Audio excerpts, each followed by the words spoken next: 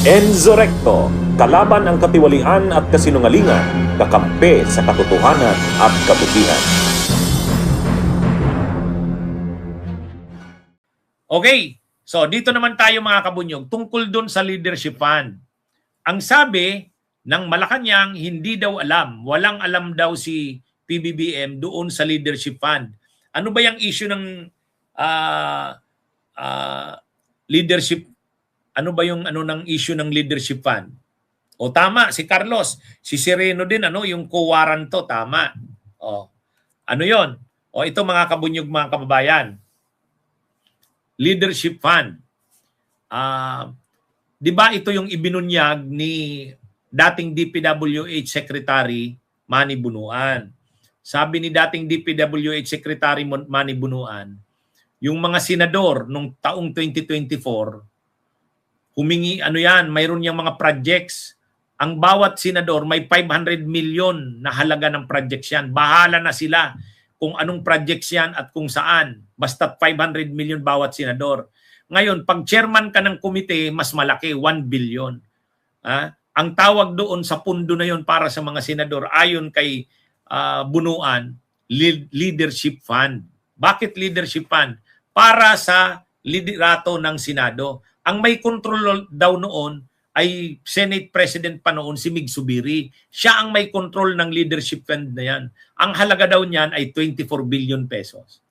At nag-submit daw sa kanya niyan, sabi ni Bunuan, si Bongo mayroong sinubmit na lista ng mga projects. Ganon din daw si Padilla.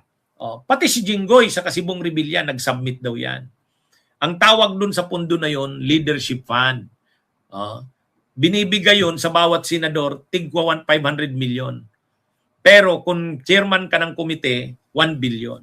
Kaya lang, sabi niyang Malacanang, walang alam doon sa leadership fund na yan na sinasabi si PBBM. Kaya, kung diskarte yan ni Bunuan bilang sekretary ng DPWH na yun, kanyang diskarte yun. Hindi daw yun alam ni PBBM. Wala siyang alam dyan. Sabi ni Yussi Claire Castro, ang press officer, Palace press officer. Kaya, dahil walang alam dyan si PBBM sa mga usap-usapan na yan ng leadership fund, imbestigahan yan. Kung sino talaga ang sangkot yan, ay managot. Pero wala daw po protektahan dyan ng Pangulo kasi hindi niya yan alam. Baka yung usapan na yan ay usapan na lang ni Bunuan at sa kanong mga senador. Pero kung siya bilang Pangulo, hindi niya alam na may ganyang usapan, yung leadership fund na yan. Follow-up question, Ivan Mayrina. Ma'am, but is the palace confirming that there was indeed leadership funds during the 2024 and 2025 budgets, during the time of Secretary Bonoan? Wala po masasagot si Secretary Vince Dizon dito kasi hindi pa po siya parte. So as of now, we say we can deny.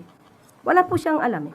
No. Kung sa kanila po ito naganap at ito ay kanilang usapan, wala pong malalaman na anuman ang sino, walang malalaman ang sino man kung ito ay sariling usapan lang ni Secretary Bonoan at kung sino man yung local official. And that is to say the President did not know about these leadership funds kung, well, as Secretary of Public Works, siya po ay alter ego ng Presidente at ang Pangulo po ay pumipirma sa budget in those years concerned.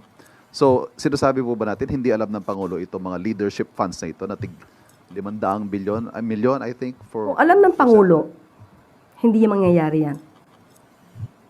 Diba? Parang teacher. Kapag kayo'y nangopya, ipapaalam niyo ba sa teacher niyo? Pag nahuli kayo ng teacher, anong gagawin ng teacher? Di ba, bibigyan kayo ng penalty? So, yun lang. Kung alam ng Pangulo yan, hindi niya yan ito-tolerate at hindi yan mangyayari. Pero mga ganito kasing usapan, minsan, lihim. So it was an agreement between the former Secretary of Public Works and the senators? According to him. We are just basing on what he said. So, personal knowledge, none. So yan, mga kabunyog, lumalalim itong issue na to. Kaya dapat talaga din dyan, imbestigahan yan. Ano ba talaga ang totoo dyan sa leadership fund na yan? Kasi lahat ngayon naghuhugas kamay. Si Zubiri, sabi niya, wala raw siyang alam dyan. Si ano rin, sila Bongo, sila Padilla, sabi nila, hindi, wala daw silang alam din dyan. Si Amy Marcos, wala din daw siyang alam. O, paano magkakaalaman dyan kung ano nga bang totoo dyan? Imbestigahan. O, imbestigahan yan. Dapat imbestigahan yan para malaman talaga ang katotohanan.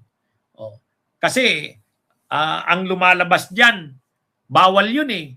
Hindi naman dapat nakikialam ang mga senador.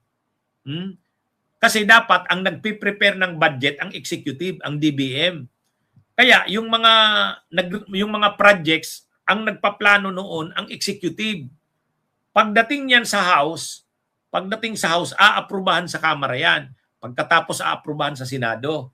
Ang aaprubahan sa House at saka sa Senado, yung galing sa executive. Kaya yung mga senador, hindi sila pwedeng makialam sa budget. Hindi sila pwedeng makialam dyan na yung mga gusto nilang projects ilalagay doon. Bawal yon. Yan yung sistemang pork barrel. Diniklara na yan na bawal. Kaya nga sabi ni Senador Ping Lacson, kung ganyan yan, mga leadership fund na yan, masahol pa yan sa pork barrel. Kaya lang, nagdi-deny nga si Mig Subiri niyan. Pati sila Padilla, nagdi-deny, sila Bongo. Kaya lang, sabi ng si Manny Bunuan mismo ang nag-expose niyan. So, imbestigahan kung anong totoo. Nagsisinungaling ba si Manny Bunuan o hindi? Ano nga bang totoo diyan? Magkakaalaman yan. Magkakaalaman yan pag naimbestigahan. Yan, mga kabunyog. Yan ang malinaw diyan. So, yung leadership fund na yan, masyadong kontrobersyal yan. Sabi ni Senador Ping Lacson, parang malala pa yan sa pork barrel yung mga leadership fund na yan. Kaya lang dahil nagdi-deny nga ang mga senador, magkakaalaman yan kung anong totoo dyan kapag naimbestigahan yan. So dapat imbestigahan na yan. Yung Blue Ribbon, maimbestigahan na yan ng Senate Blue Ribbon Committee, yung pinangungunahan ni Erwin Tulfo. Si Senador Ping Lacson saka si Senador Kiko Pangilinan, mga vice chair dyan eh. So dapat imbestigahan na yan para malaman. Total, nagsabi na ang Malacanang eh. Sabi ng Malacanang, imbestigahan daw yan kasi ang Pangulo hindi daw niya alam yan. Walang alam sa ganyang mga usapan. So, si Bunuan lang ba ang nakakaalam yan at yung mga senador? Magkakaalaman yan. Okay?